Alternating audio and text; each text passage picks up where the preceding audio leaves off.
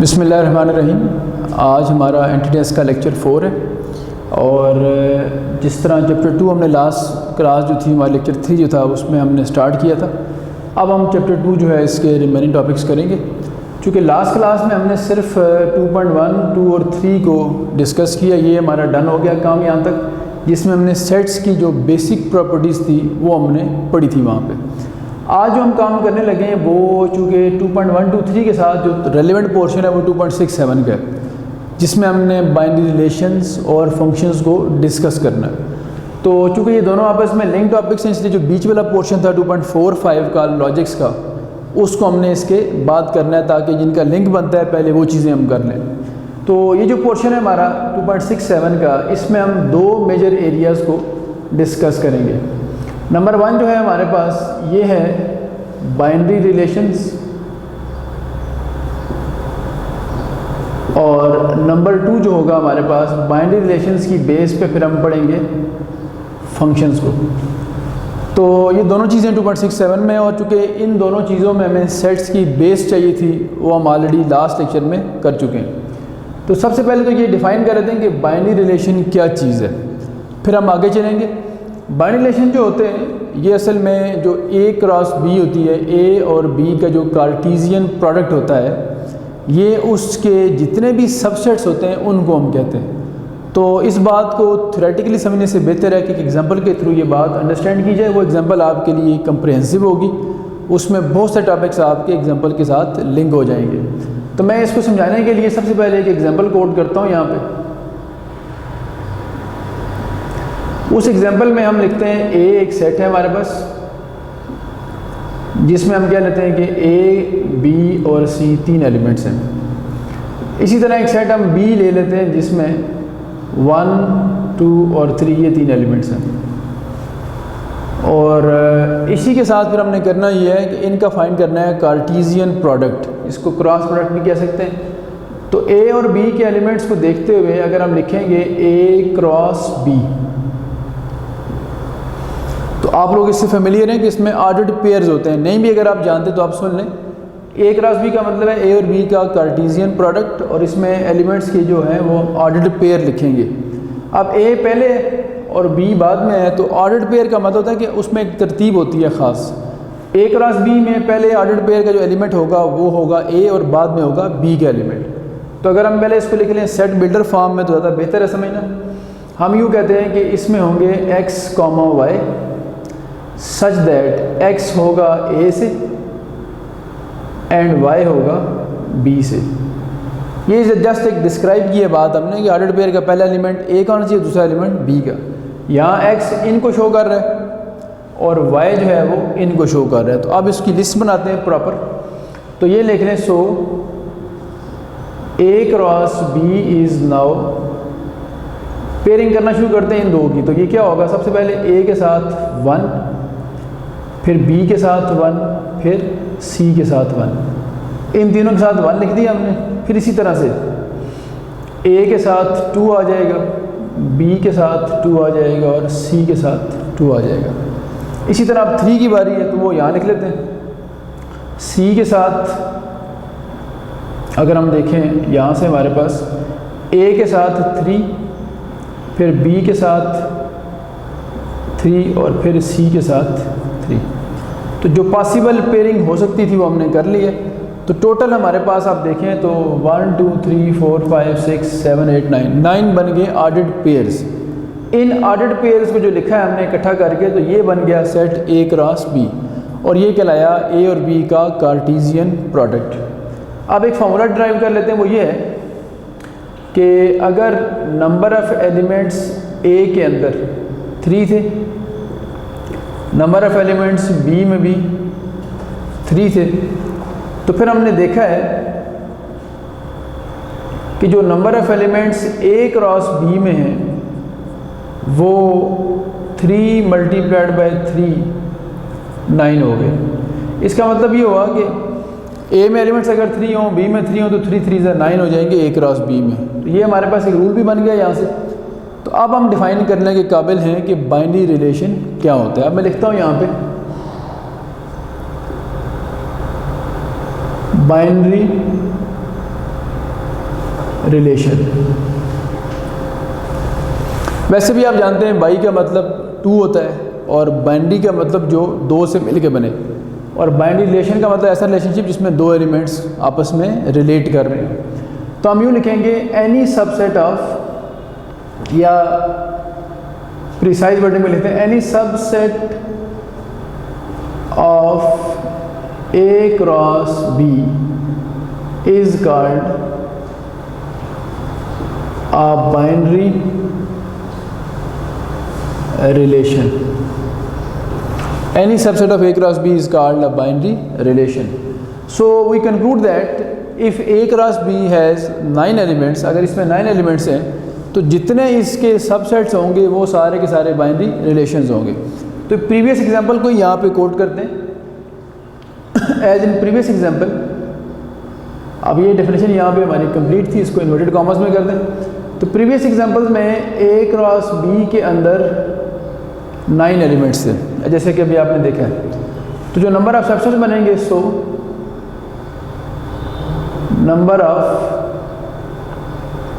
Subsets of A cross B ये बन गए 2 raised to power 9, ये बनते हैं 512। अब यहाँ पे एक MCQ, पहला जो बेसिक MCQ बन सकता है वो ये बन सकता है कि अगर A में 3 एलिमेंट्स हो, B में भी 3 एलिमेंट्स हो, तो फिर A और B के दरमियान कितने बाइनरी रिलेशन बन सकते हैं। तो आपने पहले A क्रॉस B के नंबर ऑफ एलिमेंट्स कैलकुलेट कर लेने, और जो सबसेट का रूल हमने लास्ट लेक्चर में पढ़ा था 2 raised to power n वाला, उसके थ्रू बता सकते हैं कि 512 बनेंगे सबसेट्स। और ये अगर ये सबसेट्स हैं तो जितने सबसेट्स होंगे उतने ही हमारे बाइनरी रिलेशंस भी होंगे। तो हम कह सकते हैं कि 512 जो हैं ये बन सकते हैं बाइनरी रिलेशंस। तो साथ लिख देता हूँ मैं, नंबर ऑफ सबसेट्स भी हैं और नंबर ऑफ बाइनरी रिलेशंस भी हैं।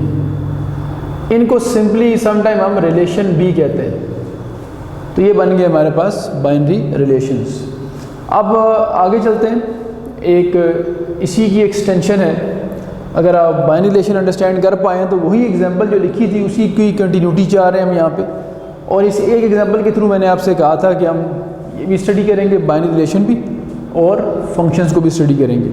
तो अब मैं आता हूँ बाइनरी रिलेशन की एक पर्टिकुलर टाइप फंक्शन की तरफ। फंक्शन का जो आइडिया है वो बाइनरी रिलेशन के साथ लिंक है, और वो इनकी जो आपस में कनेक्शन है वो भी हम देखते हैं किस तरह का बनता है। तो आप यूँ डिफाइन करेंगे इसको कि अ binary relation, a binary relation from A to B, यानी A से B में, ये B से A में भी हो सकता है, लेकिन अगर हम A को A क्रॉस B में पहले रख रहे हैं तो इसका मतलब ये A to B होगा, और अगर ये B क्रॉस से रखते तो फिर ये B to A होता। तो ना अ binary relation from A to B, इस रिलेशन को नाम भी रख लें आप। यूजुअली फंक्शन को F से डिनोट करते हैं, तो हम इसका नाम यहाँ पे F रख लेते हैं। अ binary relation F from A to B is called a function if. Binary relation F from A to B is called a function. इसको कब फंक्शन कहेंगे? इफ के बाद देखें, पहली कंडीशन है इसको फंक्शन उस वक्त कहेंगे अगर फंक्शन की जो डोमेन है, उस रिलेशन की जो डोमेन है वो A के इक्वल हो, नंबर 1। और नंबर 2 जो है, डोमेन के एलिमेंट्स रिपीट ना हो, there is no repetition, there is no repetition in the elements of domain. ये दो बातें अगर पूरी कर जाए कोई भी रिलेशन, तो हम कहते हैं कि वो एक फंक्शन है। अभी आपके सामने बजाय इसके कि हम एक नई एग्जांपल कंस्ट्रक्ट करें, आप लोगों के सामने ये एग्जांपल ए भी नज़र आ रहा है आपको, बी भी नज़र आ रहा है आपको, और ए क्रॉस बी भी नज़र आ रहा है आपको। तो सबसे पहले फंक्शन होने के लिए ज़रूरी होता है कि वो एक बाइनरी रिलेशन हो, और बाइनरी रिलेशन के बारे में आप जानते हैं कि वो क्या होता है, सबसेट होता है ए क्रॉस बी का। तो सबसे पहले तो हम ये करते हैं कि ए क्रॉस बी का एक सबसेट चूज़ करते हैं। आल दो आपने ऊपर पढ़ा है कि अगर ए क्रॉस बी के 9 एलिमेंट्स थे तो उसमें 512 जो थे वो बन रहे थे बाइनरी रिलेशंस। इसका मतलब है वो जो 512 बाइनरी रिलेशन हैं वो सबसेट्स हैं, और उनमें से एक हमने पिक करके उसको फंक्शन के लिए चेक करना है कि वो है या नहीं। तो मैं यहाँ पे एक एग्जांपल चूज़ करता हूँ, उसको फिर देखते हैं क्या वो फंक्शन की एग्जांपल बन रही है या नहीं बन रही। तो यहाँ सेलेक्ट करते हैं एक रिलेशनशिप एफ़। चूँकि मैंने आपसे कहा है कि रिलेशन किसी भी नाम से आप डिनोट कर सकते हैं, लेकिन फंक्शन को हम एफ़ से डिनोट करते हैं। और अगर ये बाइनरी रिलेशन हम चूज़ कर रहे हैं तो ये इसका एक सबसेट चूज़ करना है हमने। तो 512 सबसेट्स में से एक सबसेट कोई भी अपनी मर्ज़ी का चूज़ कर लें, आपकी अपनी चॉइस है इसमें। तो मैं चूज़ करता हूँ इस तरह का, जिसमें मैं रखता हूँ A,1 B,2 C,3। तो ये ख़ुद हम ये चाह रहे होते हैं कि एक ऐसी एग्जांपल सेलेक्ट की जाए जो कंप्रिहेंसिव एग्जांपल हो। आप बेशक सिर्फ एक अगर ये भी रख लें तो तब भी बाइनरी रिलेशन है, आप 2 एलिमेंट चूज़ करें तभी बाइनरी रिलेशन है, 3 कर लें, 4 कर लें, इवन आप ये जो 9 के 9 एलिमेंट्स हैं ये भी लिख सकते हैं, ये इटसेल्फ एक बाइनरी रिलेशन बनता है। तो ये हमने अपनी चॉइस के मुताबिक सिंपल सी एग्जांपल कोड की है। मेरा ये पर्पज़ एग्जांपल कोड करने का था कि जो फर्दर डेफिनेशन है वो भी इसके साथ लिंक हो जाए, तो ये एक कंप्रिहेंसिव एग्जांपल बन गई। पहली बात तो ये देख लें कि क्या ये बाइनरी रिलेशन है, क्योंकि उसके बाद इसमें फंक्शन बनना है। तो बाइनरी रिलेशन होने के लिए इसे इसका सबसेट होना चाहिए। तो आप देख सकते हैं तीनों एलिमेंट हमने A,1 इसके साथ B,2 और C,3 3 एलिमेंट पिक करके एक सबसेट बनाया, तो ये डेफिनेटली सबसेट है उसका, इसलिए ये बाइनरी रिलेशन बन गया। अब चेक करते हैं कि क्या डोमेन और रेपिटेशन वाली बात है यहाँ पे या नहीं। तो आप पहली कंडीशन देखें ज़रा, इसकी डोमेन आपको जो नज़र आ रही है उसमें कौन कौन से एलिमेंट्स हैं, A, B और C।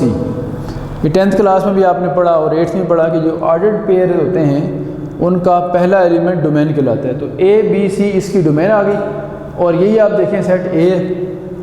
इट मीन्स ये बात क्लियर है कि जो डोमेन है वो सेट A के इक्वल है। तो पहली टिक लगाने का पर्पज़ ये था, मतलब आप लोगों को ये समझाना है कि फंक्शन की पहली कंडीशन ये पूरी कर रहा है। दूसरी कंडीशन ये थी कि there is no repetition in the elements of domain, domain के एलिमेंट्स रिपीट नहीं होने चाहिए। तो आप देख लें A, B और C ये रिपीट नहीं हुए, A भी 1 टाइम है, B भी 1 टाइम है, C भी 1 टाइम है। इसका मतलब है कि ना डोमेन रिपीट हो रही है, और दूसरी बात ये है कि डोमेन A के इक्वल भी है। तो दोनों बातें पूरी हो गई, तो फिर इसका मतलब है ये एक जो एग्जांपल हमने कोड की है ये एक फंक्शन बन गया। आप लोग रिकॉल करें इस सेशन के जो लोग बैठे हुए हैं, जो फर्स्ट ईयर का आपका एग्ज़ाम हुआ था एनुअल, उसके अंदर एक MCQ आया था और वो बिल्कुल यही सेम एग्जांपल कोड हुई थी, और एग्जांपल के बारे में आपसे पूछा गया था इस तरह का एक रिलेशनशिप दे के कि वो फंक्शन है या नहीं, या उसकी कोई टाइप आपसे पूछी गई थी। तो यहाँ तक हमने एक फंक्शन डेवलप कर लिया। एक एग्जांपल और कोड करते हैं ताकि आपको अंदाज़ा हो सके कि फ़ंक्शन ना होने में भी क्या चीज़ रोल प्ले करती है। तो पहली एग्जांपल तो हमारी फंक्शन की बन चुकी है, इसलिए हम इसको टिक करते हैं कि ये इज़ अ फंक्शन, ये फंक्शन बन चुका है।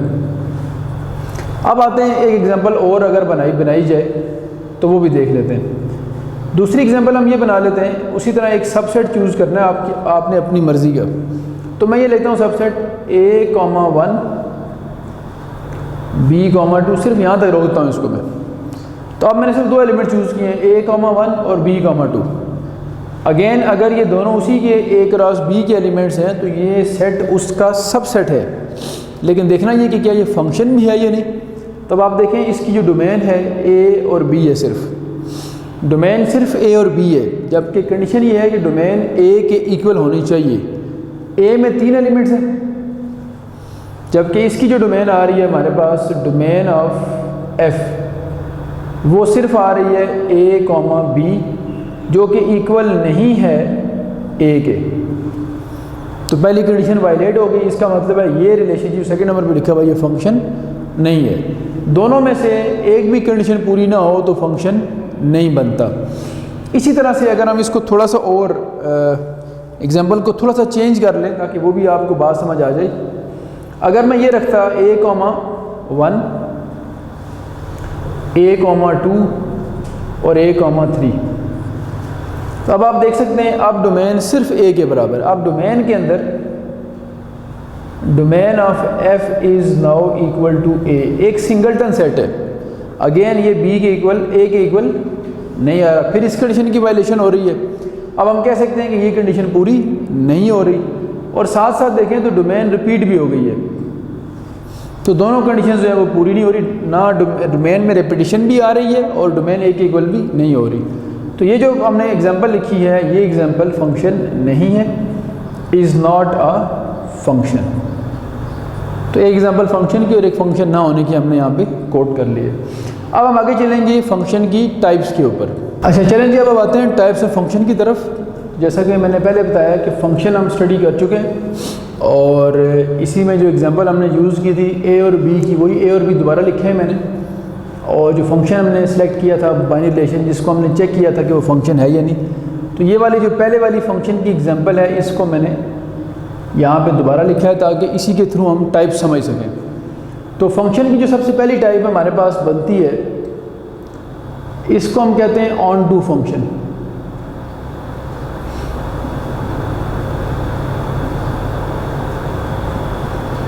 ऑन टू फंक्शन भी है और इसका अल्टरनेट नेम इसको हम सरजेक्टिव फंक्शन भी कहते हैं। ऑन टू या सरजेक्टिव फंक्शन। अब देखिए ये होता क्या है, बड़ी प्रिसाइज वर्डिंग में हमने इसकी डेफिनेशन लिखी ताकि कम से कम चीज़ें आपको मेमोराइज करनी पड़े।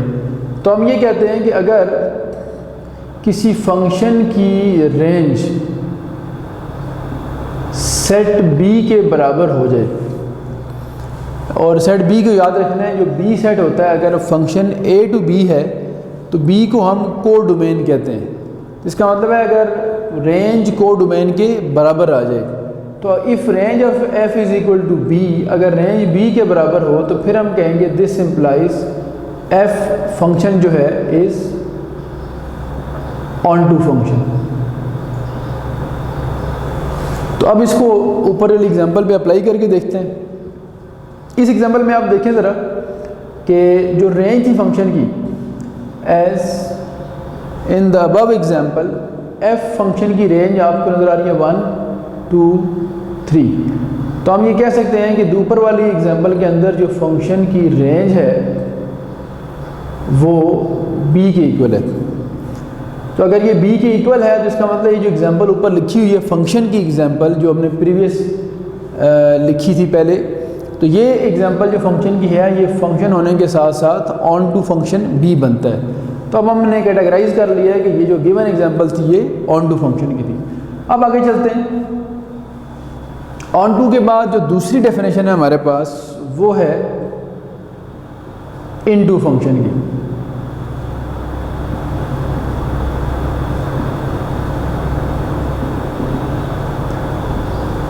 आप लोगों ने याद रखना है कि अगर फंक्शन ऑन टू ना हो तो वो इन टू होता है, और एक वक्त में दोनों में से कोई एक बात होल्ड कर सकती है, दोनों कभी होल्ड नहीं करती। या ऑन टू फंक्शन होगा या इन टू होगा। तो ऑन टू की कंडीशन थी कि रेंज b के बराबर हो, तो इन टू की कंडीशन होती है कि if range of f is subset of b। अब पहले में हमने इक्वालिटी की कही थी, इक्वल होना चाहिए, और यहाँ हम कह रहे हैं सबसेट होना चाहिए। तो अगर सबसेट चूज़ करेंगे तो फिर हम कहेंगे ये इनटू फंक्शन है, f इज़ इनटू फंक्शन। इसकी भी एग्जांपल बना लेते हैं ताकि ये भी क्लियर हो जाए हमें। इसके लिए हमें ये करना पड़ेगा कि वही जो हमने पहले a क्रॉस b बनाया था आज के ही लेक्चर में, उसी में से हमने जिस तरह एक एग्जांपल ये चूज़ की थी फंक्शन की, एक सिलेक्ट की जो कि फंक्शन नहीं बना, तो एक फंक्शन की एग्जांपल और सिलेक्ट करनी पड़ेगी। मैं कहता हूँ कि ये वाली फंक्शन लिख लें, ये एग्जांपल लिख लें a, 1 b, 1 एंड c, 2। तो ये पहले टेस्ट करते हैं कि क्या ये फंक्शन है, यानी ये दो बातें पूरी कर रहा है या नहीं कर रहा। तो डोमेन देख लें ए बी सी, डोमेन ए के इक्वल है, पहली बात कंप्लीट है, हो गई। दूसरी बात ए बी सी रिपीट भी नहीं हो रहे, इसका मतलब ये हुआ कि ये वाली कंडीशन भी ट्रू है, there is no repetition in the domain. दोनों बातें पूरी होने का मतलब है कि ये एक फंक्शन है। हम टेस्ट करना चाह रहे हैं कि फंक्शन ऑन टू है या इन टू है। ऑन टू होने के लिए रेंज बी के इक्वल होना चाहिए थी और इन टू होने के लिए रेंज बी का सबसेट। तो हम रेंज देख लेते हैं, इससे आप सारे फेमिलियर हैं कि फंक्शन की जो रेंज होती है वो ऑर्डर्ड पेयर के सेकंड एलिमेंट्स का सेट होता है। तो देखें 1 फिर 1 और फिर 2, तो हम लिखें तो 1 हम एक बार लिखेंगे जो कि सेट के अंदर एलिमेंट को रिपीट नहीं करते हैं। तो आपके पास जो रेंज आई है वो आई है 1,2 और ये क्लियर बात है कि रेंज इस वक्त अगर देखा जाए तो बी के इक्वल नहीं आ रही, बी 1 2 3 है जबकि ये सिर्फ 1 2 है। तो बड़ा क्लियर है कि ये जो रेंज है ये सबसेट बन गई है बी का। तो अब ये जो फंक्शन था ये ऑन टू नहीं होगा, ये सिर्फ 1 1 फंक्शन होगा। तो हम लिखते हैं यहाँ पे, सॉरी 1 1, ये ऑन टू नहीं होगा, ये सिर्फ इन टू फंक्शन होगा। This simplifies f is into function. तो ये एग्जाम्पल कोड करने के बाद हम इस काबिल हो गए हैं कि हमने ऑन टू और इन टू दोनों को अंडरस्टैंड कर लिया। मैं रिपीट कर देता हूँ, जिसकी रेंज बी के इक्वल हो वो ऑन टू, जिसकी रेंज बी का सबसेट हो वो इन टू। अब ये एक्स और वाई, ए और बी नेम बदल सकते हैं, लेकिन कंडीशन आपने ये याद रखनी है। और आपके चूँकि अक्सर स्टूडेंट्स के माइंड में साथ ये क्वेश्चन आ रहा होता है कि इससे आपके MCQs किस तरह के बन सकते हैं। तो आपके जो MCQs बनेंगे उसमें आपको मैं ज़रा डिटेल से बता दूँ, जितना काम अभी तक हमने किया है उससे रेलिवेंट ये है कि सबसे पहले तो आपने जो MCQ बन सकता है वो 2 सेट्स दे के आपसे नंबर ऑफ़ बाइनरी रिलेशन पूछे जा सकते हैं, कितने बनते हैं उसका रूल मैंने डिस्क्राइब कर दिया, ऊपर डिफाइन कर दिया। फिर आपको 4 ऐसे ऑप्शंस दे के, जिस तरह ये है, ये है या ये है, ये हो सकता है पूछ लिया जाए कि कौन सा बाइनरी रिलेशन फंक्शन है। तो उसके लिए आप 2 बातें देखें जिसमें दोनों बातें पाई जाए, डोमेन ए के इक्वल और डोमेन रिपीट ना हो, वो फंक्शन होगा। और फिर ये भी हो सकता है कि फंक्शन दे के आपको MCQs में ये कहा जाए कि कौन सा फंक्शन 1 1 है या ऑन टू है या इन टू है। तो उसके लिए आप जो ये आपने टाइप्स पढ़ी हैं ऑन टू, इन टू, इनको स्टडी करेंगे ताकि ये भी आपको क्लियर हो जाए। तो अभी हम आगे चलते हैं, इसके बाद हम देखेंगे कि जो 2 टाइप्स रह गई हैं वो कौन सी हैं। अच्छा जी, अब थर्ड टाइप है हमारे पास 1 1 फंक्शन। 1 1 फंक्शन हम यूँ कहते हैं कि ऐसा फंक्शन जो ऑर्डर्ड पेयर में लिखा हो और उसकी रेंज रिपीट ना हो, उसे हम कहते हैं वो 1 1 फंक्शन है। तो हम ये लिखते हैं, if there is no repetition in the elements of, if there is no repetition in the elements of range, अगर रेंज के एलिमेंट्स में रिपीटिशन ना हो तो हम ये कहते हैं कि वो हमारे पास एक 1 1 फंक्शन है। अच्छा, 1 1 फंक्शन की भी एग्जांपल कोड करते हैं। इस तरह हमने एक एग्जांपल कोड की जो ऑन टू था, एग्जांपल कोड की जो हमारे पास इन टू था। अब हम देखते हैं कि ये 1 1 फंक्शन की एग्जांपल क्या हो सकती है। तो एग्जांपल बनाता हूँ मैं यहाँ पे, इसमें f में हम लिख लेते हैं, ये जो सेम एग्जांपल आपके सामने है इसी को दोबारा कोड करने या आप कोई नई एग्जांपल भी ले सकते हैं। तो हम ये लिखते हैं यहाँ पे a, 1 b, 2 और c, 3। पहले ये इंश्योर कर लें कि ये फंक्शन है या नहीं। तो हमने पहले पढ़ा हुआ है कि ये फंक्शन था। अब उसकी टाइप्स की तरफ आते हैं। तो अब आप ये देखें कि रेंज में यहाँ 1 है, यहाँ 2 है और यहाँ 3 है और कोई भी डिजिट रिपीट नहीं हो रहा। यानी अगर मैं यहाँ लिख दूँ, लेट से आपके सामने 2 लिख दूँ यहाँ पे, तो आप देख सकते हैं कि 1 2 और 2 फंक्शन तो ये है, लेकिन फंक्शन के साथ इसकी रेंज रिपीट हो रही है। रेंज में 2 2 दफ़ा लिखा हुआ आ गया। तो ये जो रिपीटिशन आती है रेंज में, ये इस बात को शो करती है कि ये 1 1 नहीं है। और अगर हम ये 2 ना लिखें यहाँ पे, अगर हम 2 नहीं लिखेंगे यहाँ पे, तो फिर मैं यहाँ 3 लिख देता हूँ, तो अब हर एलिमेंट एक दफ़ा ही आ रहा है, 1 एक दफ़ा है, 2 एक दफ़ा है, 3 एक दफ़ा है। अब हम कह सकते हैं इसकी रेंज रिपीट नहीं हो रही। तो ये एग्जांपल मिल गई हमें जिसमें रेंज रिपीट नहीं हो रही, और इसलिए ये एग्जांपल बन गई 1 1 फंक्शन की। तो थोड़ी देर पहले आपने देखा कि यही सेम एग्जांपल ऑन टू भी थी, यहाँ मैं टिक कर देता हूँ इसको। यही वो एग्जांपल है जो फंक्शन ऑन टू भी बना रही थी, और ये वो एग्जांपल है जो आपके पास कौन सा फंक्शन बना रही है, 1 1। तो 1 1 भी ये है और ये ऑन टू भी है। तो हम पहले यहाँ लिख लेते कि इस कंडीशन के बाद हम ये कह सकते हैं कि f is 1 1 function, f is 1 1 function. तो अब हम इसको हाईलाइट कर देते हैं। तो ये दो बातें हाईलाइट होने का मतलब ये है कि ये ऐसी एग्जांपल है जो ऑन टू भी है और 1 1 भी है। अब जिसमें ये दोनों बातें पाई जाती हैं, जो 1 1 भी हो और ऑन टू भी हो, उसे हम क्या कहते हैं, वो टाइप 4 है हमारे पास। तो टाइप 4 की भी यहाँ हेडिंग बना लेते हैं। टाइप 4 को हम कहते हैं बाईजेक्टिव फंक्शन, बाईजेक्टिव फंक्शन। अब बाई का मतलब 2 होता है, तो बाईजेक्टिव का मतलब इसमें दो प्रॉपर्टीज़ हों। और दो प्रॉपर्टीज़ कौन सी हैं, एक 1 1 ऑन टू जिसको हमने सर्जेक्टिव कहा था, और एक 1 1 जिसको हमने इंजेक्टिव कहा था।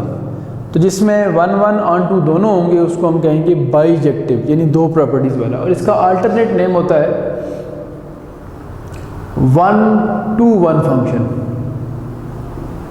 इसको हम 1 2 1 फंक्शन भी कहते हैं। तो 1 1 और 1 2 1 में फ़र्क है। 1 1 सिर्फ 1 1 फंक्शन होता है, 1 2 1 जो होता है उसमें 1 1 और 1 2 दोनों होते हैं। तो इसे कहते हैं बाईजेक्टिव फंक्शन। तो यहाँ लिख भी देता हूँ मैं, a function which is both 1 1 and onto. बस प्रिसाइज वर्डिंग में लिखते हैं, जो फंक्शन दोनों कंडीशंस पूरी करे, 1 1 ऑन टू हो, उसे हम कहते हैं बाईजेक्टिव। तो ये जो एग्जांपल लिखी थी हमने ऊपर, ये एग्जांपल थी हमारे पास बाईजेक्टिव फंक्शन की एग्जांपल। तो इसको यहाँ पे हम क्लोज करते। तो फंक्शंस की जो टाइप्स और डेफिनेशंस थी वो हमने यहाँ पे क्लियर कर ली है। किसी किस्म की कन्फ्यूजन अगर आपके माइंड में हुई तो वो आप ये वीडियो लेक्चर देखने के बाद जो हमारा जूम पे लाइव सेशन होता है उसमें आप हमारे साथ क्वेश्चन आंसर सेशन होगा, तो उसमें आप ये बात पूछ सकते हैं। और इसके अलावा अगर कोई प्रॉब्लम आपको हो तो वो आप लोगों के पास हमारे व्हाट्सएप नंबर होते हैं, उस पर अपना वॉइस मैसेज रिकॉर्ड करके या इसकी जिस भी जगह से आपको समझ नहीं आ रही पिक्चर बना के पॉइंट आउट करके आप हमें भेज सकते हैं। इंशाल्लाह उसका आपको रिप्लाई मिल जाएगा। अब नेक्स्ट हम चलेंगे फंक्शन के इन्वर्स की तरफ। तो यहाँ पे हम फंक्शन पढ़ने के बाद इन्वर्स की तरफ आते हैं। तो हेडिंग बना लेते हैं इन्वर्स ऑफ फंक्शन। ये भी आपके 2.7 का ही टॉपिक है। 2.67 में इसके क्वेश्चंस कुछ लिखे हुए हैं। एक इन्वर्स फाइंड करने का मेथड हम सेकेंड ईयर में जाकर भी पढ़ेंगे, लेकिन अभी हम वो डिस्कस करेंगे जो सिर्फ आपका इस लेवल पे है। तो फर्स्ट ईयर की टेक्स्ट बुक की हद तक चैप्टर 2 की डोमेन में रहते हुए हमने अभी इन्वर्स ऑफ फंक्शन को डिस्कस करना है। पहली बात तो आप ये याद रखें कि इन्वर्टिबल फंक्शन कौन से होते हैं। जैसे मैं आपको एग्जांपल दूं मैट्रिसेस की, तो मैट्रिसेस के अंदर आप लोग जानते हैं 9th क्लास से आप पढ़ते आ रहे हैं कि अगर एक मैट्रिक्स ए है और उसका डिटर्मिनेंट 0 नहीं है, यानी वो नॉन सिंगुलर है, तो फिर हम कहते होते हैं कि ए इज़ इन्वर्टिबल या ए इन्वर्स एग्जिस्ट। और अगर डिटर्मिनेंट 0 हो जाए तो आप कहते हैं कि ए इन्वर्स एग्जिस्ट नहीं करता। तो इसका मतलब ये हुआ कि इन्वर्स जो है उसकी एग्जिस्टेंस के लिए कोई कंडीशन होनी चाहिए। तो यहाँ आप याद रखें कि किसी फंक्शन का इन्वर्स फंक्शन उस वक्त एग्जिस्ट करता है जब वो फंक्शन बाईजेक्टिव होता है। तो हम ये कह सकते हैं कि only bijective functions will have an inverse function. तो ये नोट यहाँ लिख देता हूँ ताकि हमारी बात का प्रॉपर यहाँ से स्टार्ट हो जाए।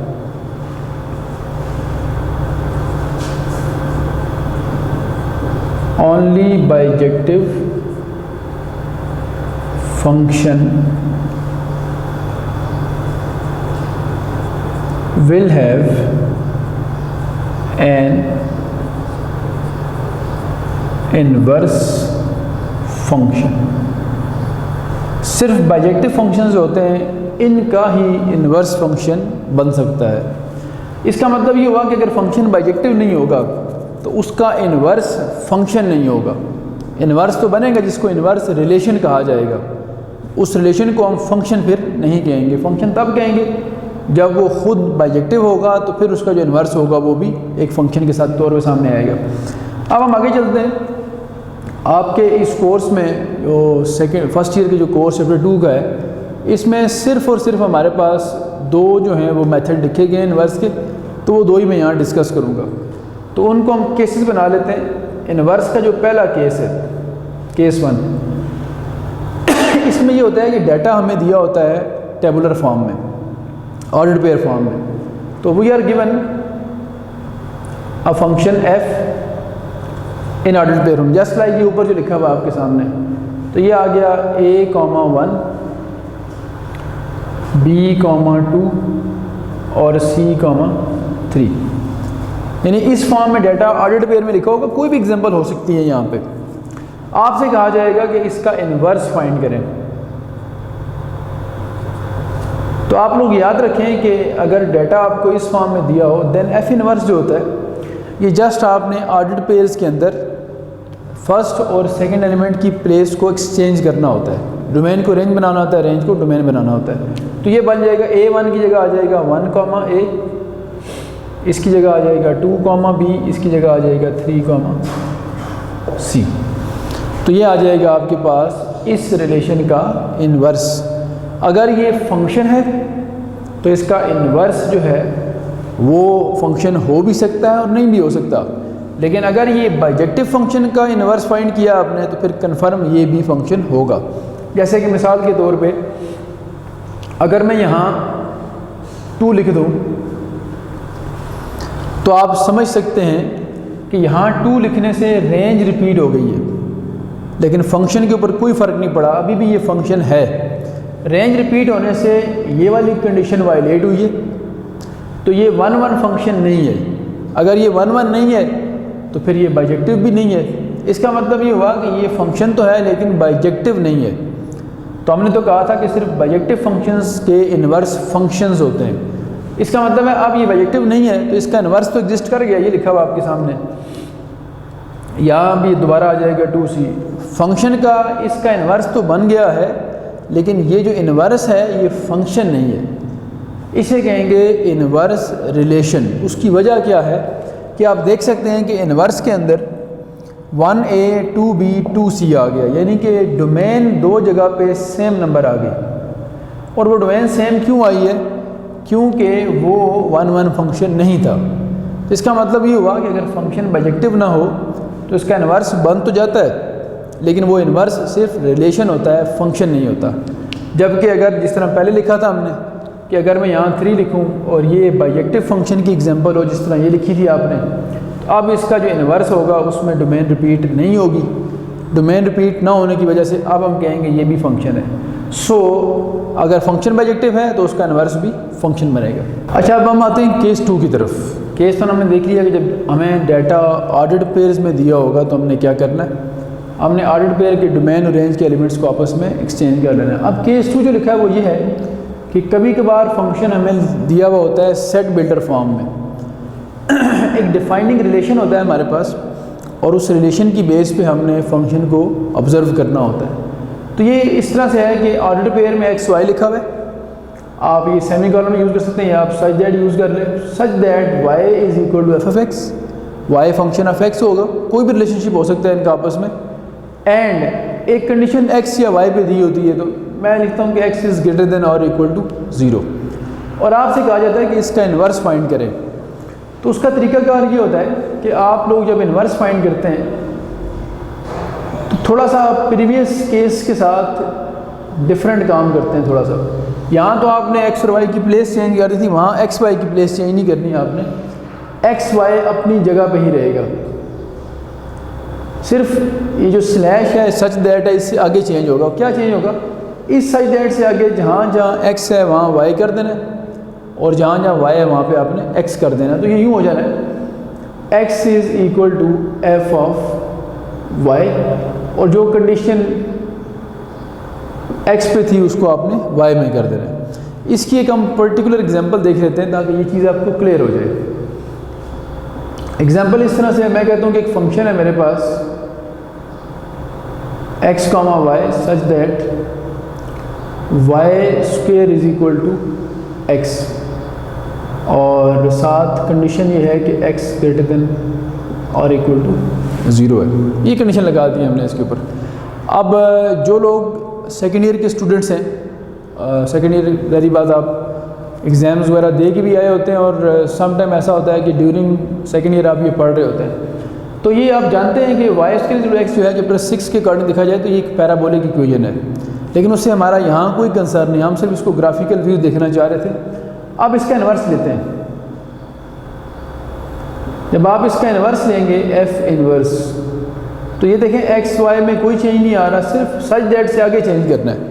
जो y square is equal to x था वो बन जाएगा x square is equal to y, और कंडीशन एक्स से आ जाएगी वाई पे।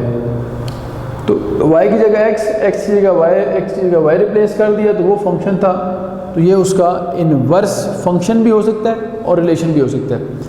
यहाँ से एक आपके साथ शेयर करता हूँ मैं, जो पास पेपर्स हैं उसका एक MCQ।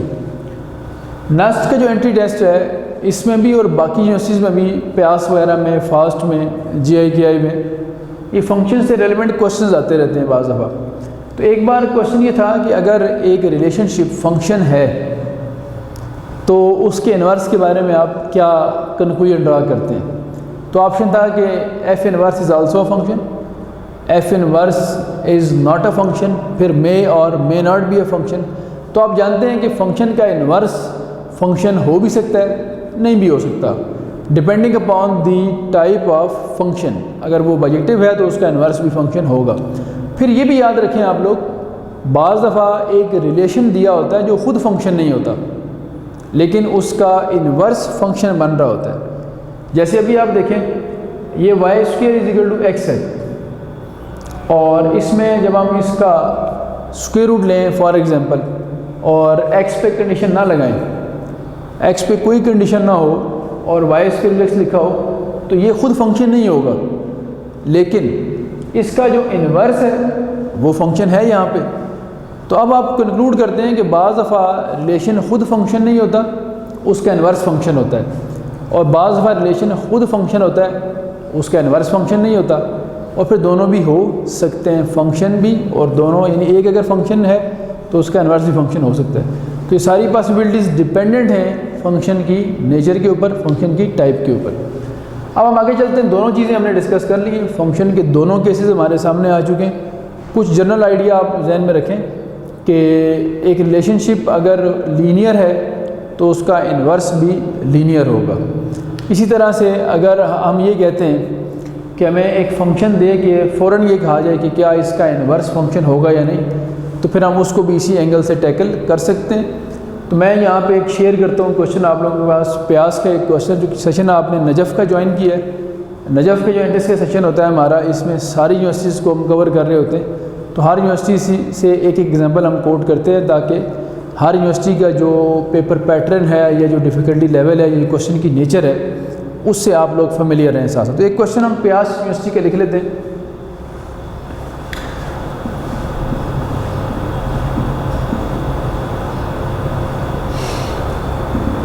इसका एक क्वेश्चन हमारे पास इस तरह से था कि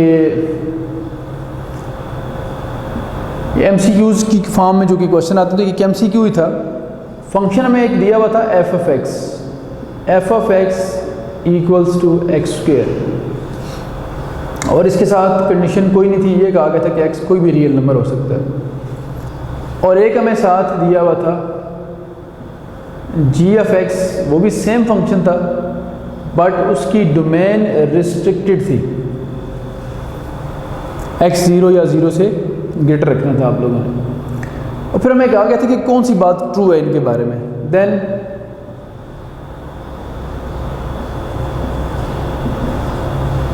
विच ऑफ द फॉलोइंग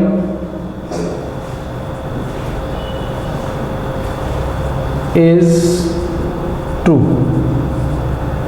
यानी कौन सी बात ट्रू है। अब हमारे पास 4 ऑप्शंस थे मैं एक एक करके ऑप्शन लिखता हूँ और फिर हम ये डिसाइड करेंगे कि कौन सी बात इन दोनों के बारे में ट्रू है। आज हम टाइप्स भी पढ़ चुके हैं फंक्शन की, नेचर भी पढ़ चुके हैं, अब देखते हैं किस तरह हमने इसका आंसर करना है। तो नंबर 1 जो ऑप्शन था हमारे पास, ए ऑप्शन, वो ये था कि both F and ji are bijective, दोनों फंक्शंस बाइजेक्टिव हैं। Number 1 option. नंबर 2 ऑप्शन था हमारे पास, F is bijective but G is not a bijective function।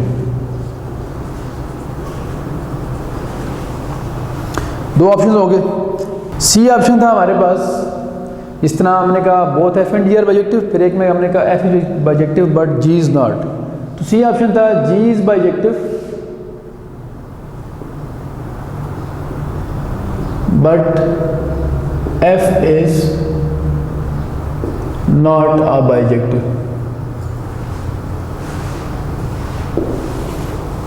और डी ऑप्शन जो है उसको हम कोई भी एक कह सकते हैं, नन ऑफ दीज कह लें, let's say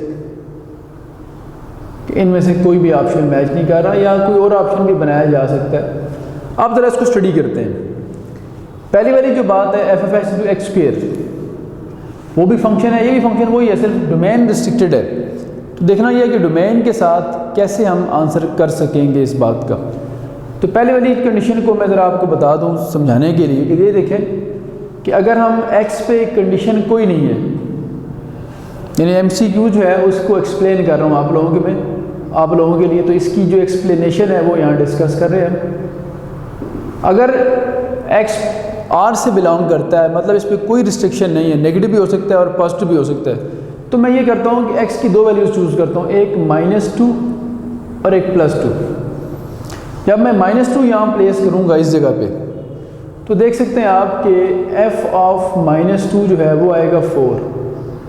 like wise f of +2 भी आएगा 4, चूँकि यहाँ 2 पुट करें तब भी स्क्वायर होकर 4 बनता है, -2 पुट करें तब भी स्क्वायर होकर 4 बनता है। तो अब अगर इस फंक्शन को ऑर्डर्ड पेयर में लिखें, ऑल्दो इसके बहुत सारे ऑर्डर्ड पेयर्स हैं, बहुत सारे रियल नंबर हो सकते हैं, लेकिन मैं सिर्फ ये 2 लिख के बताता हूँ आपको। जब मैंने x को -2 रखा तो y 4 आया, यानी आउटपुट 4 आई, तो डोमेन -2 थी तो रेंज 4 बन गई, और जब मैंने +2 रखा तो फिर भी 4 बना। अब सिर्फ यहीं तक बात देखें, बाकी इसमें बहुत सारे ऑर्डर्ड पेयर्स आएंगे, इन्फिनिट ऑर्डर्ड पेयर्स बनते हैं, लेकिन यहीं से हमने कंक्लूजन ड्रा कर लिया है कि आप इन दोनों को अगर ऑब्जर्व करें तो इन दोनों के अंदर देखें 4 रिपीट हो गए, और 4 जो कि सेकंड नंबर पे आ रहा है, तो इसका मतलब ये रेंज थी। इसका मतलब ये हुआ कि रेंज रिपीट हो गई है। और रिपीट क्यों हुई है? क्योंकि आपको ऑल रियल नंबर्स अलाउ थे पुट करना डोमेन में, तो डोमेन में आपने सेम नंबर एक बार नेगेटिव और एक बार पॉजिटिव रखा, जिसकी वजह से दोनों का सेम आंसर आया और रेंज रिपीट हो गई। तो आज ही हमने पढ़ा है कि रेंज रिपीट हो जाए तो वो 1 1 नहीं होता, और जो 1 1 नहीं होता वो फिर बाइजेक्टिव भी नहीं हो सकता। इसका मतलब है, पता लग गया हमें कि f फंक्शन बाइजेक्टिव फंक्शन नहीं है। अब आप देख सकते हैं यहाँ पे हमने कहा था बोथ आर बाइजेक्टिव, तो ये तो डेफिनेटली फिर ऑप्शन नहीं होगा हमारा, चूँकि f बाइजेक्टिव नहीं है।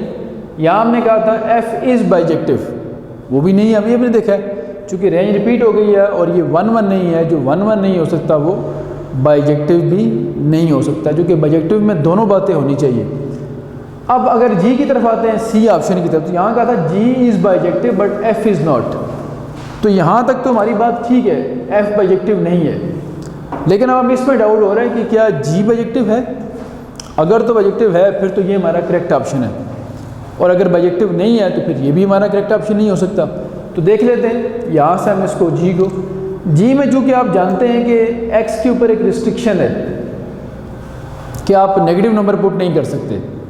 जब आप नेगेटिव पुट ही नहीं कर सकते हैं तो फिर आपके पास सिर्फ पॉजिटिव नंबर अलाउ है और 0 अलाउ है आपको। ज़ीरो चूँकि नॉन नेगेटिव होता है, तो ज़ीरो या ज़ीरो से बड़ा कोई नंबर आप अपने माइंड में रख लें, 1, 2, 3, 10, 20, 0.5, 0.6 कोई भी नंबर, तो आप देखेंगे कि किसी भी नंबर का जो स्क्वायर है वो रिपीट नहीं होता। जैसे अगर मैंने कहा कि 2 का स्क्वायर 4 है, तो 2 के अलावा किसी पॉजिटिव नंबर का स्क्वायर 4 नहीं हो सकता। अगर मैंने कहा कि 3 का स्क्वायर 9 है, तो 9 सिर्फ 3 का स्क्वायर बन सकता है, किसी और पॉजिटिव नंबर का नहीं बन सकता। अगर नेगेटिव अलाउ होते तो मैं ये कहता कि -3 का स्क्वायर भी 9 है, लेकिन सिर्फ 3 का स्क्वायर 9 होगा पॉजिटिव होने की वजह से। तो इस रिस्ट्रिक्शन की वजह से जो फंक्शन पहले रेंज रिपीट कर रहा था, अब वो रेंज रिपीट नहीं कर सकता। तब हम ये कह सकते हैं कि इस फंक्शन में एक आप जब नंबर का स्क्वायर करेंगे तो वो स्क्वायर दोबारा किसी और नंबर से जनरेट नहीं हो सकता, क्योंकि पॉजिटिव नंबर का स्क्वायर अगर कर लिया जाए तो दोबारा कोई और पॉजिटिव उसको जनरेट नहीं करता। अब हम ये गारंटी से कह सकते हैं कि जी की रेंज रिपीट नहीं होगी। तो जी की रेंज अगर रिपीट ना हो तो फिर जी 1 फंक्शन होगा, और जिन फंक्शन के साथ जिन फंक्शन की डोमेन मेंशन नहीं होती वो function by default onto function होते हैं। तो इसका मतलब है ऑन टू तो ये बाय डिफ़ॉल्ट है, और 1 भी हो गया है ये रेंज रिपीट ना होने की वजह से। तो जी हमारे पास एक ऐसा फंक्शन बन गया जो कि बाइजेक्टिव फंक्शन है। इसका मतलब अब क्लियर हो गया हमें कि G is bijective but F is not. तो ये हमारा करेक्ट ऑप्शन आ गया। अब ये होपफुली आपको जो मैंने बात समझाई है, इसे समझाने पे मुझे ज़रा बैकग्राउंड आपको रिवाइज़ करवाना पड़ा सारा, लेकिन जब आप ख़ुद ये क्वेश्चन करेंगे तो आपने एक जनरल सा रूल याद रखना है कि अगर नेगेटिव नंबर अलाउ हों और फंक्शन की पावर इवन हो, नेगेटिव नंबर अलाउ हो और फंक्शन की पावर इवन हो, तो फिर रेंज रिपीट होगी उसकी। तो फ़ौरन आप पता लगा लेंगे कि ये 1 नहीं है, और ये टिक कर देंगे कौन सा है जिसमें 1 वाला ऑप्शन नहीं है। और अगर सारे पॉजिटिव नंबर अलाउ हैं तो फिर कभी भी उसकी रेंज स्क्वायर करने से रिपीट नहीं होगी। तो इस तरह कुछ चीज़ें हम कंक्लूड करके फ़ौरन बग़ैर सॉल्व किए उसके आंसर को टिक कर सकते हैं। तो यहाँ तक हमारी जो फंक्शन और उसके टाइप्स, फिर उसका इन्वर्स, उससे रेलिवेंट एग्जांपल्स जो हमने क्लियर कर लिए। अब हमारा टॉपिक जो है फंक्शंस के हवाले से कंप्लीट है। तो आज हमने 2 फेजेस कंप्लीट कर लिए। फंक्शन जो चैप्टर 2 का पहला फ़ेज़ था वो भी हमारा क्लियर है, और दूसरा फ़ेज़ भी हमने ऑलमोस्ट काफ़ी सारा कर लिए। अब हम आते हैं जो इसका लास्ट वाला पोर्शन है, क्योंकि वो भी लेंथ था काम। तो मैं थोड़ा सा आपको रिवाइज़ करवा दूँ बात कि 2.1, 2.2, 2.3 ये वाला पोर्शन हमने सेट्स की बेसिक टाइप्स और प्रॉपर्टीज़ पढ़ के कवर किया। इसके बाद हमने 2.6 और 2.7 का पोर्शन कवर किया, जिसमें हमने देखा कि फंक्शन, बाइनरी रिलेशन, फंक्शन की टाइप्स, इनवर्स फंक्शन, ये चीज़ें कवर होगी हमारी। यानी ओवरऑल अगर देखा जाए तो ये फंक्शंस के ऊपर बेस करता था। और अब सेट्स के साथ ये एक लिंक्ड टॉपिक है हमारा, जिसको हम ग्रुप्स कहते हैं। तो ग्रुप का जो टॉपिक है हमारा वो 2.8 एक्सरसाइज है। तो अब हम ये कोशिश करते हैं कि इस टॉपिक को अंडरस्टैंड किया जाए, ताकि जो रेलिवेंट सेट्स के साथ फंक्शंस का लिंक था और फिर सेट्स के साथ ग्रुप्स का लिंक था, तो ये सारे एक रो में चले जाएंगे हमारे, और हमारे चैप्टर का सिर्फ एक पोर्शन पेंडिंग रह जाएगा, और वो पोर्शन हमारा था 2.4, 2.5, क्योंकि वो थोड़ा डिफरेंट है इन सारों से। उसमें हम लॉजिक्स पढ़ते हैं, तो ये वाला पोर्शन रह जाएगा। अभी हम ये पोर्शन अटैम्प्ट करते हैं, फिर ये सारा हमारा फर्स्ट जो 3 सेगमेंट्स हैं वो कंप्लीट हो जाएंगे हमारे।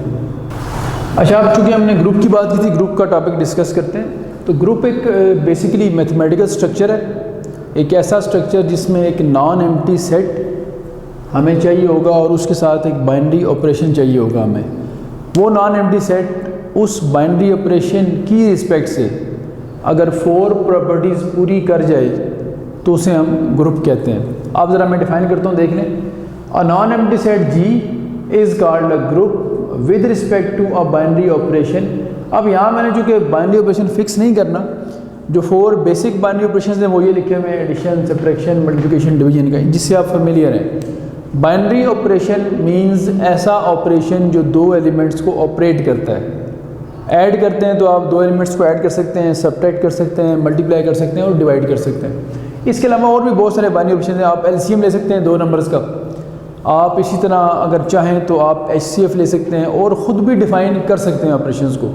तो फिलहाल हम ये कह रहे हैं कि एक बाइनरी ऑपरेशन होगा कोई सा भी, और एक नॉन एम्प्टी सेट होगा।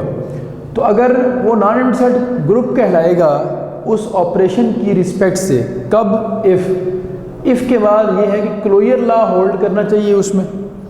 क्लोजर लॉ आपने चैप्टर 1 में पढ़ा कि जिसमें हम ये जानते हैं कि दो एलिमेंट्स को अगर ऑपरेट किया जाए उस ऑपरेशन की रिस्पेक्ट से, तो उनका जो आंसर है वो सेट से बाहर नहीं जाना चाहिए। तो हम कहते हैं क्लोजर लॉ होल्ड करता है।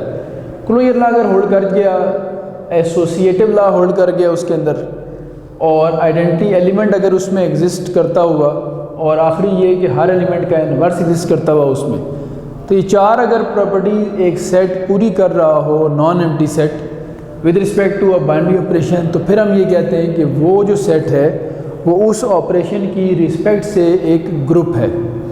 अब ज़रा इनको ऑपरेशंस को, ये जो हमारे पास प्रॉपर्टीज़ हैं, इनको ज़रा एक्सप्लेन कर लेते हैं।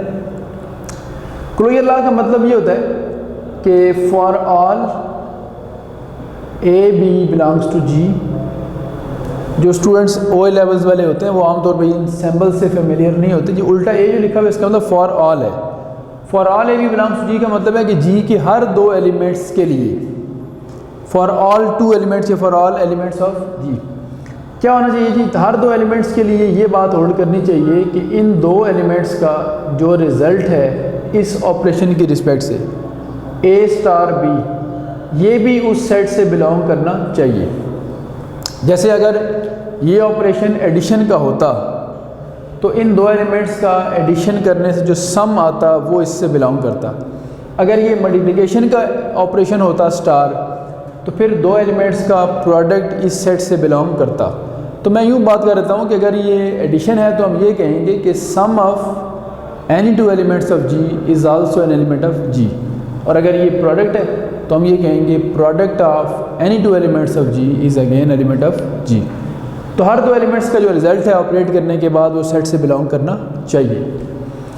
आगे आते हैं एसोसिएटिव लॉ पे। एसोसिएटिव लॉ ये कहता है कि अगर आपके पास कोई से भी तीन एलिमेंट्स हैं, for all A B C belongs to G, कोई से तीन एलिमेंट्स अगर आपके पास हैं किसी सेट के, तो उन तीनों के दरमियान आप अगर ये ऑपरेशन परफॉर्म करते हैं किसी भी ऑर्डर में,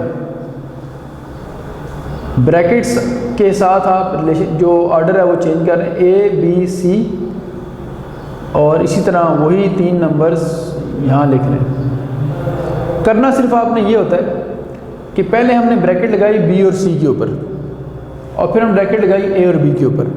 यानी तीन एलिमेंट्स अगर आपने इकट्ठे ऑपरेट करने हैं, एक ही वक्त में ऑपरेट करने हैं, तो आपकी अपनी मर्ज़ी है। कोई से दो एलिमेंट्स पहले ऑपरेट कर लिए जाएं तो उससे आंसर पे कोई फ़र्क नहीं पड़ता। यहाँ मैंने पहले बी और सी ऑपरेट किए थे और फिर ए ऑपरेट किया, यहाँ मैंने पहले ए और बी ऑपरेट करके फिर सी ऑपरेट किया, बट दोनों केसेस में आंसर सेम है। तो इसे हम कहते हैं कि ये अगर बात होल्ड कर जाए तो ये एसोसिएटिव लॉ को रिप्रेजेंट करता है। तीसरी बात हमारे पास थी आइडेंटिटी एलिमेंट की। जिन आइडेंटिटीज़ के साथ आप फेमिलियर हैं वो दो हैं आपके नंबर्स की। आप 0 से फेमिलियर होंगे, 0 एडिटिव आइडेंटिटी है, और आप 1 से फेमिलियर हैं, 1 मल्टीप्लिकेटिव आइडेंटिटी है। तो अगर हम एडिटिव आइडेंटिटी की बात करें तो हम ये कहते हैं कि सेट में 0 बिलोंग करना चाहिए, और अगर हम मल्टीप्लिकेटिव आइडेंटिटी की बात करें यानी मल्टीप्लिकेशन के ऑपरेशन की बात करें तो हम कहते हैं सेट से 1 बिलोंग करना चाहिए। तो इस जो आइडेंटिटी एलिमेंट है इसकी जस्ट हमने एग्जिस्टेंस देखनी है कि उस सेट के अंदर आइडेंटिटी एलिमेंट एग्जिस्ट करना चाहिए। तो मैं लिख देता हूँ यहाँ पे, अगर ये बात लिखिए तो हम यूँ कह सकते हैं कि for all A belongs to G, हर जी के एलिमेंट के लिए, ये जो उल्टा ई है इसका मतलब होता है देयर एग्जिस्ट। देयर एग्जिस्ट, क्या चीज़ एग्जिस्ट करे? There exist E belongs to G. अब ये ई जो है ये आइडेंटिटी एलिमेंट को रिप्रेजेंट कर रहा है। चूँकि हमें फिक्स नहीं पता कि ये स्टार कौन सा ऑपरेशन है। अगर ये स्टार एडिशन का ऑपरेशन है तो ये ई 0 के इक्वल होगा, और अगर ये स्टार मल्टीप्लिकेशन का ऑपरेशन है तो ये ई 1 के इक्वल होगा। तो हम ये कहते हैं for all A belongs to G there exist E belongs to G. एक ऐसा ई होना चाहिए, कैसा ई होना चाहिए? सच दैट, ये ऐसा ई होना चाहिए कि इस ई को ए के साथ हम लेफ़्ट साइड से ऑपरेट करें या राइट साइड से ऑपरेट करें, तो दोबारा ए ही आए हमारे पास। यानी एक ऐसा नंबर जो ऑपरेट होने के बाद किसी नंबर पे कोई इफ़ेक्ट नहीं करता। अगर ये ज़ीरो होता और ऑपरेशन एडिशन का होता तो 0 + a और a + 0 दोबारा a ही बनाता हमारे पास। तो ये प्रॉपर्टी हमारे पास कहलाती है आइडेंटिटी एलिमेंट की एग्जिस्टेंस। तो इसको रीड दोबारा करता हूँ। हर एलिमेंट के लिए एक एलिमेंट ई एग्जिस्ट करना चाहिए जो किसी भी एलिमेंट के ऊपर ऑपरेट करके उसके ऊपर कोई इफेक्ट ना करे। आगे चलते हैं हम inverse of each element. Again inverse से भी आप फेमिलियर हैं, दो तरह के इन्वर्स आपके कोर्स में, एडिटिव और मल्टीप्लिकेटिव। अगर हम एडिटिव इन्वर्स की बात करें तो हर एलिमेंट का जो नेगेटिव होता है वो उसका एडिटिव इन्वर्स होता है, और अगर हम मल्टीप्लिकेटिव इन्वर्स की बात करें तो हर एलिमेंट का जो रेसिप्रोकल होता है वो उसका मल्टीप्लिकेटिव इन्वर्स होता है। ये बात हम सिर्फ नंबर्स की कर रहे हैं, नंबर्स थ्योरी जो है उसकी। अदरवाइज़ आप अगर मैथ्स में देखें तो वहाँ इन्वर्स को हम और तरह डिफ़ाइन करते हैं, फंक्शंस का इन्वर्स और तरह से डिफ़ाइन होता है। तो यहाँ हम सिर्फ नंबर्स की फ़िलहाल बात करें, बात समझाने के लिए। तो हर एलिमेंट का inverse of each element of G exist in G. हर एलिमेंट का इन्वर्स एग्जिस्ट भी करना चाहिए और फिर उस सेट से बिलोंग भी करना चाहिए। तो इस हवाले से फिर हम देखते हैं इस बात को वर्डिंग में कैसे लिखेंगे। अगर ये एडिशन का ऑपरेशन है तो आप ये समझ लें कि हर एलिमेंट का नेगेटिव भी उस सेट से बिलोंग करना चाहिए। जैसे आप z की एग्जांपल लें, सेट ऑफ इंटीजर्स की। सेट ऑफ इंटीजर्स में आप जानते हैं कि 0 +- 1 +- 2 +- 3 नंबर्स होते हैं। तो अगर उस सेट को हम देखें कि क्या उसमें इन्वर्स एग्जिस्ट करता है विद रिस्पेक्ट टू एडिशन, तो यस, हर इंटीजर का नेगेटिव भी सेट से बिलोंग करता है। तो इसका मतलब है ये जो एग्जिस्टेंस होती है इन्वर्स की, ये डिपेंडेंट है उस ऑपरेशन के ऊपर। तो अगर मल्टीप्लिकेशन की बात करें तो हर नंबर का रेसिप्रोकल उसमें होना चाहिए। तो इस हवाले से अगर हम देखें तो नेचुरल नंबर में अगर हम 2 का देखते हैं तो 2 का रेसिप्रोकल 1/2 होता है, यानी 2 का जो मल्टीप्लिकेटिव इन्वर्स है तो वो उससे बिलोंग नहीं करता। तो मैं इसको डिस्क्राइब कर देता हूँ कि for all A belongs to G, हर एलिमेंट के लिए there exist A prime belongs to G। अब ये A प्राइम इन्वर्स को शो कर रहा है। किस तरह का होना चाहिए? सच दैट, ये ऐसा होना चाहिए कि A को A प्राइम से जब भी ऑपरेट किया जाए, चाहे लेफ़्ट साइड से या राइट साइड से, तो आंसर आइडेंटिटी के इक्वल आना चाहिए। तो फिर हम कहेंगे कि ये वाली कंडीशन पूरी है। तो यहाँ तक हमने ग्रुप को डिफ़ाइन कर लिया है, और ये 4 प्रॉपर्टीज़ पूरी होने के बाद हम कहते हैं कि सेट ग्रुप है with respect to binary operation. एक 5वीं प्रॉपर्टी बीच में ऐड कर लेते हैं। अगर ये 5वीं प्रॉपर्टी भी इसमें आ जाए तो फिर हम ये कहते हैं कि वो सेट अबिलियन ग्रुप बन गया। तो वो लिख लेते हैं। 5th प्रॉपर्टी हमारे पास है कम्यूटेटिव प्रॉपर्टी।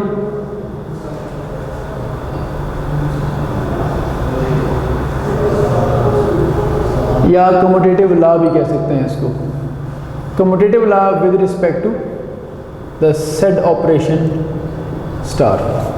अब ये 4 तक हमने ग्रुप के लिए पढ़ लिए। 5वीं प्रॉपर्टी एडिशनल प्रॉपर्टी है। इसके ऊपर हम लिख लेते हैं कि ये जो प्रॉपर्टी है ये पर्टिकुलरली अबिलियन ग्रुप के लिए, चूँकि ये उससे आप मिक्स ना कर दें। ये 4 प्रॉपर्टीज़ ग्रुप की, और ये 5वीं जो प्रॉपर्टी है ये फिर हम फर्दर अबिलियन ग्रुप की तरफ जा रहे हैं। तो जिस सेट में, जिस ग्रुप के अंदर इन चारों के साथ साथ एक 5वीं प्रॉपर्टी कम्यूटेटिव लॉ वाली भी आ जाए, उसे हम कहते हैं कि वो अबिलियन ग्रुप है। ये एक साइंटिस्ट था एबल, उसके नाम पे रखा गया है इसका नाम। प्रॉपर्टी यूँ डिफाइन होगी, for all A B belongs to G. क्या इम्प्लाई करना चाहिए इससे कि A star B is equal to B star A. अगर ये एडिशन है तो a + b b + a के बराबर होना चाहिए। अगर ये मल्टीप्लिकेशन है तो a × b b × a के बराबर होना चाहिए। 5 प्रॉपर्टीज़ पूरी कर दें तो हम ये कहते हैं कि ये हमारे पास एक अबिलियन ग्रुप है। अब इसको थोड़ा और कैटेगराइज कर देते हैं। तो कैटेगराइज करने का पर्पज़ ये है कि फर्दर जो है उसकी क्या बन सकती है सेगमेंटेशन। अगर सिर्फ एक प्रॉपर्टी हो, ये मैं नोट बना के लिखता हूँ, सिर्फ अगर एक प्रॉपर्टी हो पहले वाली जो ऊपर लिखी हुई है क्लोजर लॉ, तो हम कहेंगे ये ग्रुप वाइड है, ग्रुप वाइड। अगर 1+2 हो, मतलब क्लोजर प्लस एसोसिएटिव हो, तो हम कहते हैं ये आधा ग्रुप है। आधा मीन ये सेमी ग्रुप है। सेमी आप जानते हैं हाफ को कहते हैं।